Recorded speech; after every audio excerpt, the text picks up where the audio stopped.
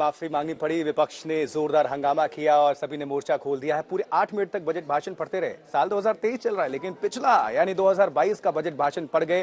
किसी ने उनको याद कराया, तब अधिकारियों पर उन्होंने भड़ास निकालनी चाहिए, लेकिन भारतीय जनता पार्टी को मौका मिल गया। फिर क्या हुआ, सफाई देनी पड़ी। आपको दिखाते हैं, सुनवाते हैं। ये जो कॉपी आपको दी गई है, उसमें अगर पहला पेज मैंने पढ़ा, दूसरा पेज पढ़ा, तीसरे पेज में जो लग रहा था पेन अनाउंसमेंट हो चुका, मुझे भी लगा था। अब नोट क्या होगा, मैं खुद बार बार देख रहा था आगे पीछे पेज, ये पेज कैसे आ गया, एक्स्ट्रा पेज आ गया। अगर मेरे अधिकारी जो बजट बनाते हैं, मुख्य रूप से सुनिए आप, अगर बनाते हैं वो मुझे पॉइंट आउट करे, आंकड़े थोड़ी है श्रीमान, उसमें क्या दिक्कत हो गई।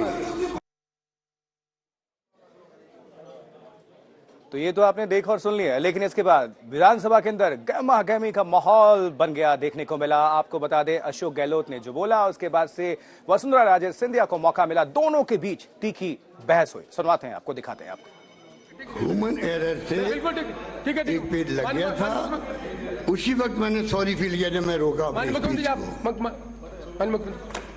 और ये कटारिया साहब, ये नई बात नहीं है, ये नई बात नहीं है। जब वसुंधरा जी चीफ मिनिस्टर थी, तब भी जब है क्या सीनियर आदमी अपन कुछ आंकड़े गलत आ गए थे, तो वसुंधरा जी ने, अपन क्या मैं जान नहीं रहा हूँ, नहीं उस वक्त में भी नहीं, वो करेक्शन होता है। आपने करेक्शन कराया था, ये करेक्शन आपने करवाया था, ऐसी कोई बात नहीं है। जो आपने किया है दैट इज शेयर केयरलेसनेस। कोई भी मुख्यमंत्री इस तरीके से बिना अपने बजट को पढ़े, अपने कागज को लेके ऐसे नहीं आ जाता है। अगर इस तरीके से होगा तो आई फील सॉरी कि राजस्थान का क्या होगा। इसलिए आप इन चीजों को यहां मत ह्यूमन एरर। तो मुख्यमंत्री अशोक गहलोत, जो कि वित्त मंत्री भी है, उन्होंने बजट भाषण तो पढ़ा, लेकिन वो 2023 का नहीं था, 2022 का था। सवाल उठने लगे, हंगामा होने लगा, विपक्ष सारे सवाल पूछने लगा, तो मुख्यमंत्री को सफाई देनी पड़ी। ये कहना पड़ा कि अधिकारियों की गलती है, सारा ठिकरा अधिकारियों पर फोड़ दिया गया। लेकिन बीजेपी यहीं पर शांत नहीं हुई है, माफी की मांग लगातार की जा रही है। कोरोना से उत्पन्न विषम स्थिति के उपरांत भी कुशल वित्तीय प्रबंधन कर 80%। राजस्थान के सीएम आराम से बजट भाषण पढ़ते रहे। कुछ मिनटों तक उन्हें पता ही नहीं चला कि वो फिर से उन योजनाओं का ऐलान कर रहे हैं जिनका ऐलान पिछले साल ही हो चुका है।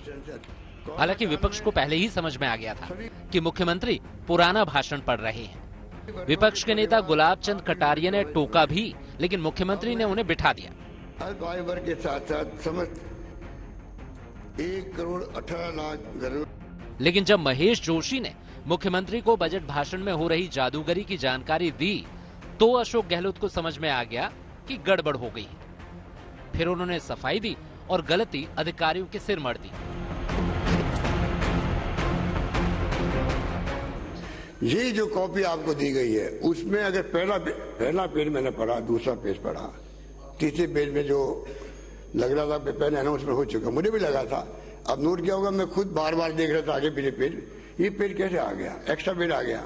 अगर मेरे अधिकारी जो बजट बनाते हैं, मुख्य रूप से सुनिए आप, अगर बनाते हैं वो मुझे पॉइंट आउट करे, आंकड़े थोड़ी है श्रीमान, उसमें क्या दिक्कत हो गई। विपक्ष को अशोक गहलोत की सफाई पसंद नहीं। मेरे हाथ में गलत कागज आ गए। गुलाब चंद कटारिया ने फिर सवाल खड़े किए। जो रिकॉर्ड पर आया है, रिकॉर्ड डिलीट नहीं होगा। एक दूसरा, मुख्यमंत्री इस बात के लिए माफी मांगे। वास्तव में मैंने गलत पढ़ दिया, मेरे हाथ में गलत कागज आ गए। मैं सोचता हूं आज दिन तक केवल और केवल अटैची में भाषण के अलावा एक कागज भी दूसरा नहीं होता है, तो दूसरा कागज जिसके साथ था कैसे जो आपने पढ़ दिया।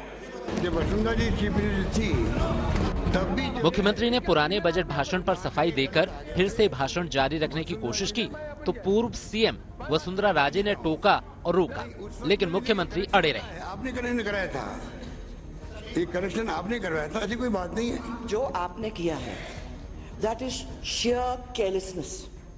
कोई भी मुख्यमंत्री इस तरीके से बिना अपने बजट को पढ़े, अपने कागज को लेके ऐसे नहीं आ जाता। फिर विपक्ष ने राजस्थान की सरकार को कटघरे में खड़ा किया और माफी की मांग की।